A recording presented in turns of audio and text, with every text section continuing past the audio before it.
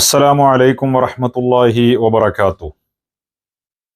സഹോദരങ്ങളെ, വിശുദ്ധ ഖുർആനിൽ അല്ലാഹു സുബ്ഹാനഹു വ തആല പല സ്ഥലങ്ങളിലും മൻ ആമന ബില്ലാഹി വൽ യൗമിൽ ആഖിർ എന്ന പ്രയോഗം നടത്തിയത് നമുക്ക് കാണാൻ സാധിക്കും. അള്ളാഹുവിലും അന്ത്യനാളിലും വിശ്വസിക്കുന്നവർ എന്ന. അതിൻ്റെ ഇടയിൽ വിശ്വസിക്കേണ്ട കുറേ കാര്യങ്ങൾ ഉണ്ടായിട്ടും പല സ്ഥലങ്ങളിലും ഈ പ്രയോഗം മാത്രം നടത്തുമ്പോൾ അതിലെന്തോ ഒരു കാര്യമുണ്ടല്ലോ, തീർച്ചയായും ഉണ്ട്.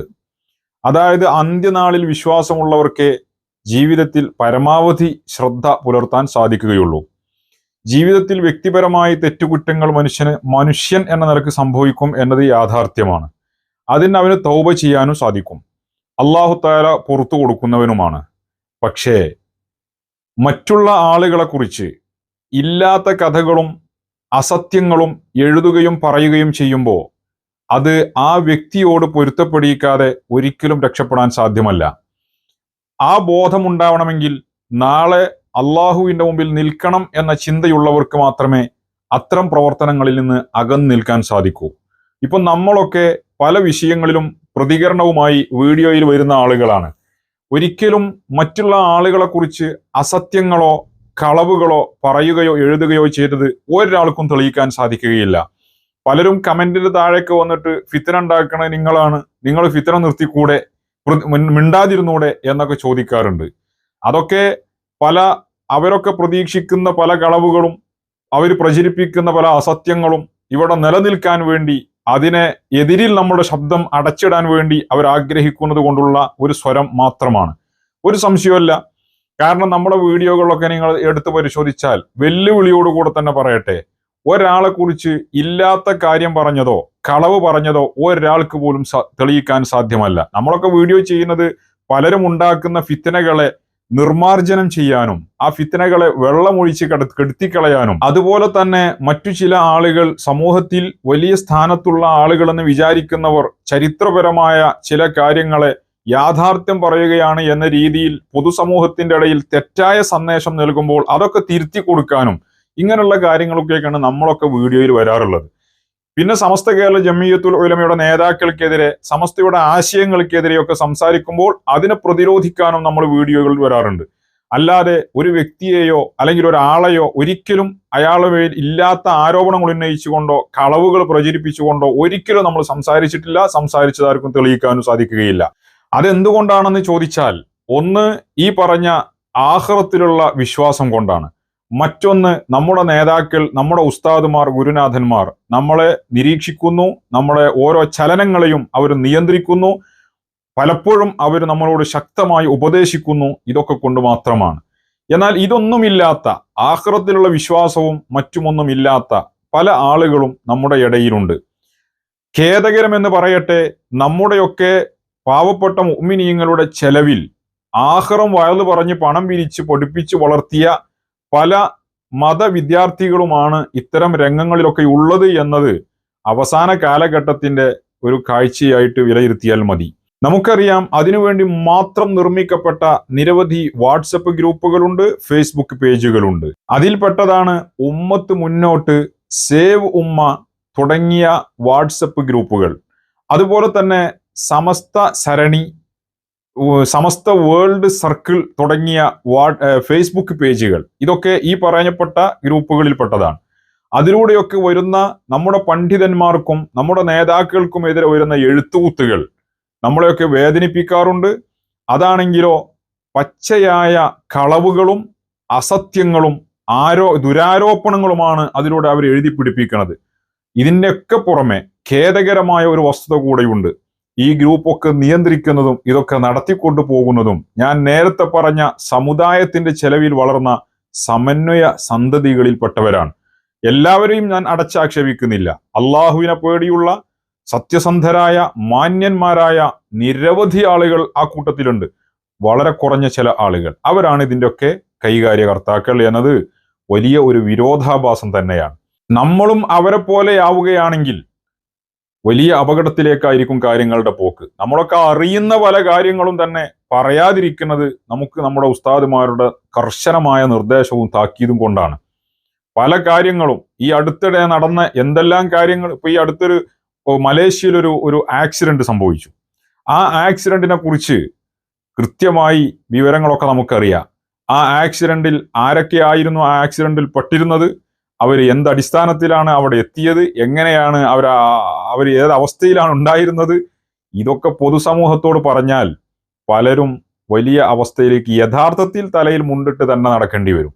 അതുപോലെ പല കാര്യങ്ങളും ഇപ്പൊ ചില സമന്വയ സ്ഥാപനങ്ങളിൽ നിന്ന് ഈ ഇടക്കാലത്ത് ചില വിദ്യാർത്ഥികളൊക്കെ പഠനം ഉപേക്ഷിച്ചു പോകേണ്ട ഒരു സാഹചര്യം ഉണ്ടായി.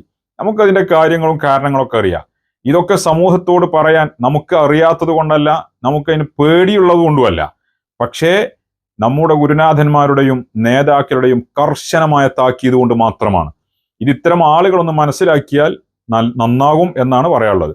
ഏതാവട്ടെ, ഈ അടുത്ത് ബഹുമാനപ്പെട്ട അബ്ദുസ്സലാം ബാക്കവി ഉസ്താദിനെതിരെ ഇത്തരം ഗ്രൂപ്പുകളിലൂടെ നിരന്തരം മഞ്ചേരിയിൽ ബഹുമാനപ്പെട്ടവർ പ്രസംഗിച്ചത് മുതൽ സലാം ബാക്കവി ഉസ്താദിനെ ടാർഗറ്റ് ചെയ്തുകൊണ്ട് ഇത്തരം ഒരു വിഭാഗം ഇല്ലാത്ത കഥകൾ, കളവുകൾ എഴുതി പിടിപ്പിച്ചുകൊണ്ടിരിക്കുകയാണ് വളരെ വൃത്തികെട്ട ഭാഷയിൽ. സലാം ബാക്കവി ഉസ്താദിനെ അറിയുന്ന ആളുകൾക്കൊക്കെ ഇതിലൊരു യാഥാർത്ഥ്യമല്ല എന്നുള്ള അറിയാം. പക്ഷേ ചില ആളുകൾക്ക് ഇത്തരം കളവുകൾ എഴുതി പിടിപ്പിക്കുന്ന ഗ്രൂപ്പുകൾ ഇപ്പൊ വരുന്നതൊക്കെ സത്യസന്ധമായ കാര്യങ്ങളാണ് എന്ന് വിശ്വസിക്കുന്ന കുറെ മൂഢന്മാരുണ്ട്. അങ്ങനത്തെ ആളുകൾ ഇതൊക്കെ വിശ്വസിച്ചുകൊണ്ട് നടക്കുന്നുണ്ട്. അതൊക്കെ ഓരോരുത്തരുടെ തൗഫീഖ് പോലെ ഇരിക്കും. കള്ളന്മാരെയും മുനാഫിഖീങ്ങളെയും വിശ്വസിക്കാൻ വിധിക്കപ്പെട്ടവർക്ക് നമ്മൾ തിരുത്തി കൊടുത്തിട്ട് കാര്യമില്ല. പക്ഷെ സത്യം മനസ്സിലാക്കാൻ തൗഫീഖുള്ള ആളുകൾക്ക് ഒരു പക്ഷേ നമ്മുടെ ഈ സംസാരം ഉപകാരപ്പെടും. അല്ലാഹു തആല ഖൈറിന്റെയും ഹക്കിന്റെയും കൂടെ നിൽക്കാൻ നമുക്ക് തൗഫീഖ് ചെയ്യട്ടെ. ഞാൻ ഇന്ന് നിങ്ങളോട് സംസാരിക്കുന്നത് ബഹുമാനപ്പെട്ട സലാം ബാക്കവി ഉസ്താദിനെതിരെ ഇത്തരം മുനാഫിഖീങ്ങൾ പടച്ചുവിട്ട ഒരു കളവായിരുന്നു. ബഹുമാനപ്പെട്ട സമസ്ത കേരള ജമീയത്തുൽ ഉലമയുടെ നേതൃത്വം മുസ്തഫൽ ഫൈസിക്കെതിരെ നിലപാട് സ്വീകരിച്ച സമയത്ത് മുസ്തഫൽ ഫൈസിക്ക് വേണ്ടി സമസ്തക്ക് എതിരിൽ സലാം ബാക്കവി ഉസ്താദ് ദുബൈയിൽ വെച്ചൊരു മീറ്റിംഗ് വിളിച്ചു എന്ന്. ആ മീറ്റിംഗിലേക്ക് ബഹുമാനപ്പെട്ട അത്തിപ്പറ്റ ഉസ്താദ്, അതേപോലെ ബഹുമാനപ്പെട്ട പൂക്കോയ തങ്ങൾ വാപ്പ തുടങ്ങിയ ആളുകളെയൊക്കെ ക്ഷണിക്കപ്പെടുകയും അവർ ആ പരിപാടിയിലേക്ക് വരുമ്പോൾ വഴിയിൽ വെച്ച് ഉമർ അലി ശിഹാബ് തങ്ങളുടെ പ്രത്യേകമായ കോള് അവർക്ക് വരികയും അത് കാരണം അവർ വഴിയിൽ വെച്ച് മടങ്ങിപ്പോവുകയും ചെയ്തു എന്ന്. സത്യമാണ് എന്ന് തോന്നുന്ന രീതിയിലാണ് ശുദ്ധമായ കളവ് അവതരിപ്പിച്ചിട്ടുള്ളത്. വായിക്കുന്ന ഒരാൾ ഇതൊരു സാധ്യത ഉള്ളതായിട്ട് തോന്നിപ്പിക്കുക, ആ തോന്നിപ്പിക്കാൻ ആവശ്യമായ ചെപ്പടി വിദ്യകളൊക്കെ അതിൽ നടത്തിയിട്ടുമുണ്ട്. ആ വിഷയത്തിൽ പേര് പരാമർശിക്കപ്പെട്ട വ്യക്തിയാണ് ബഹുമാനപ്പെട്ട അല്ലൈനിലുണ്ടായിരുന്ന പൂക്കോയ തങ്ങൾ. പൂക്കോയ തങ്ങൾ വാപ്പാനെ നമുക്കറിയാം. അദ്ദേഹം സമസ്ത കേരള ജംഇയ്യത്തുൽ ഉലമയുടെ ശക്തനായ ഒരു നേതാവാണ്. ഈ സാഹചര്യത്തിൽ ശക്തമായി സമസ്തയുടെ കൂടെ നിൽക്കുന്ന ആദർശധീരനായ വ്യക്തിയാണ് ബഹുമാനപ്പെട്ട സയ്യിദ് പൂക്കോയ തങ്ങൾ ബാലവി. അദ്ദേഹത്തെ വ്യക്തിപരമായി അറിയുന്നത് കൊണ്ട് തന്നെ അത് പറയുന്നതിൽ നമുക്ക് അഭിമാനമേ ഉള്ളൂ. സമസ്ത കേരള ജംഇയ്യത്തുൽ ഉലമക്ക് ഒരുപാട് ഗുണം ചെയ്ത വ്യക്തിയാണ് ബഹുമാനപ്പെട്ടവർ. മാത്രമല്ല, അദ്ദേഹം ഇവിടെ സുന്നി കൗൺസിലിന്റെ പ്രസിഡന്റായിരുന്നു. 40 വർഷം ബഹുമാനപ്പെട്ട അത്തിപ്പറ്റ ഉസ്താദിന്റെ കൂടെ നടന്ന മഹാനാണ് പൂക്കോയ തങ്ങൾ വാപ്പ. പൂക്കോയ തങ്ങൾ വാപ്പ ആ വിഷയത്തിൽ നമ്മളോട് പ്രതികരിക്കുന്നത് നിങ്ങൾക്ക് കേൾക്കാം. ബഹുമാനപ്പെട്ട സമസ്ത കേരള ജംഇയ്യത്തുൽ ഉലമ എന്ന മഹത്തായ പ്രസ്ഥാനത്തിന്റെ ഒരു മുശാവറ മെമ്പറാണ് ബഹുമാനപ്പെട്ട അബ്ദുസ്സലാം ബാക്കവി.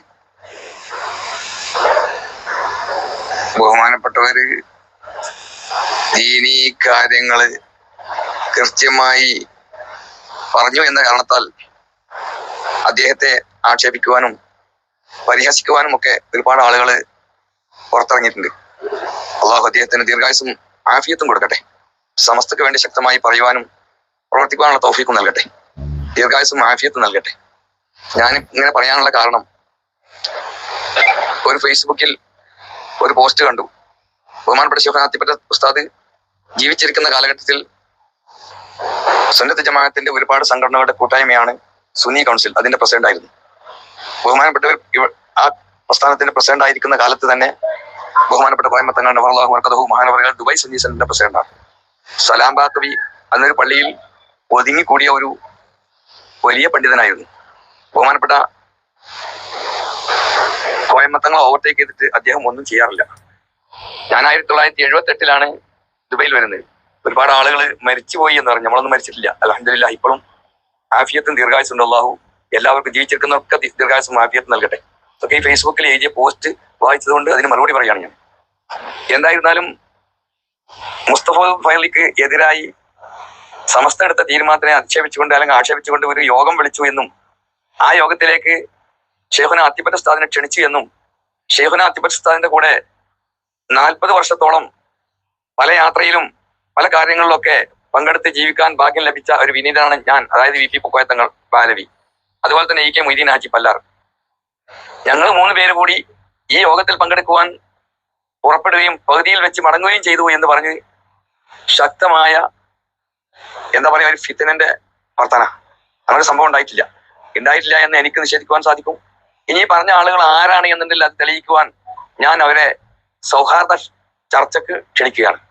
എന്തായിരുന്നാലും ഇത്ര ആളുകള് ആവശ്യമില്ലാത്ത നുണകൾ പ്രചരിപ്പിക്കരുത് എന്ന് ഞാൻ നിങ്ങളോടൊക്കെ പ്രത്യേകം അഭ്യർത്ഥിക്കുകയാണ്. അത്തരക്കാരുടെ നുണകൾ വഞ്ചിതരാകരുത് എന്ന് സാധാരണക്കാരോടും അഭ്യർത്ഥിക്കുകയാണ്. ഇവിടെ സമസ്ത കേരള ജമിയത്തുൽ ഉലമ എന്ന മഹത്തായ സംഘടന 40 ആൾ കൂടി എടുത്ത ഒരു തീരുമാനം ആരാണെങ്കിലും അംഗീകരിക്കണം. ദീനിനോട് ഹബ്ബുള്ള ആളുകൾക്ക് അത് അംഗീകരിക്കണം. അത് അംഗീകരിക്കാത്ത ആളുകൾക്ക് അവരെ ഇഷ്ടം പോലെ ചെയ്യാൻ ഇന്ത്യക്ക് സ്വാതന്ത്ര്യം ഉണ്ടല്ലോ. പക്ഷെ ഇതിന്റെ പേരില് ഒരു സലാം ബാക്കുവിനെ ഒറ്റപ്പെടുത്തി ആക്രമിക്കുക എന്ന് കരുതിയാൽ അത് നടക്കുമെന്ന് ആരും പ്രതീക്ഷിക്കേണ്ട എന്നാണ് എനിക്ക് ഈ സന്ദർഭത്തിൽ പറയാനുള്ളത്. അള്ളാഹു സുബ്ഹാനഹു വ തആല അദ്ദേഹത്തിന് ദീർഘായുസ്സും ആഫിയത്തും നൽകട്ടെ. ഞാൻ ഒന്നും കൂടി ആവർത്തിച്ച് പറയുന്നു, ഈ പോസ്റ്റ് ഇട്ട ആള് ആരാണെങ്കിലും ഞാൻ അവരെ വെല്ലുവിളിക്കണമെന്നില്ല. ഞാൻ അവരോട് സൗഹാർദ്ദ സംഭാഷണത്തിന് തയ്യാറാണ്. നമ്മളൊക്കെ ജീവിച്ചിരിക്കുന്നുണ്ട്. ബഹുമാനപ്പെട്ട ഷെയ്ഖുന അത്തിബത്ത് ഉസ്താദ് നബറല്ലാഹു മഹാനവറും വഫാത്തായി പോയി. ജീവിച്ചിരിക്കുന്ന ആളുകൾ എപ്പോഴും ഉണ്ട്. ഈ എന്തില്ലാത്ത കള്ളത്തരങ്ങൾ പ്രചരിപ്പിക്കരുത് എന്ന് ഞാൻ അവരോടൊക്കെ വീണ്ടും അഭ്യർത്ഥിക്കുകയാണ്. അള്ളാഹു സുബ്ഹാനഹു വ തആല ആ പ്രചരിപ്പിച്ച ആളുകൾക്കൊക്കെ അള്ളാഹു പുറത്തു കൊടുത്ത് അവർക്ക് നല്ല മാർഗം ചിന്തിക്കുവാനും നല്ല മാർഗത്തിന് ചരിക്കാനുള്ള തൗഫീഖ് നൽകട്ടെ എന്ന് പ്രാർത്ഥിച്ചുകൊണ്ട് നിർത്തുന്നു. അസ്സലാമു അലൈക്കും.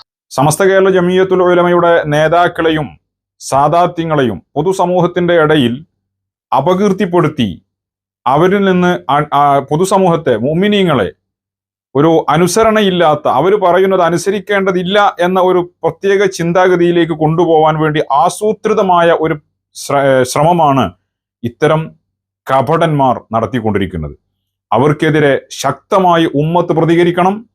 അത്തരം ആളുകളെ, ആരാണ് വ്യക്തി എന്ന് അറിയുന്ന ആളുകളാണെങ്കിൽ ആ അറിയുന്ന ആളുകളെ ഏതർത്ഥത്തിലാണോ അവരെ നേരെയാക്കിയെടുക്കാൻ പറ്റുക ആ ശ്രമങ്ങളിലൂടെ അവരെ നേരെയാക്കിയെടുക്കാൻ നമ്മൾ ശ്രമിക്കണം എന്ന് മാത്രമാണ് എനിക്ക് ഈ അവസരത്തിൽ ഓർമ്മപ്പെടുത്താനുള്ളത്.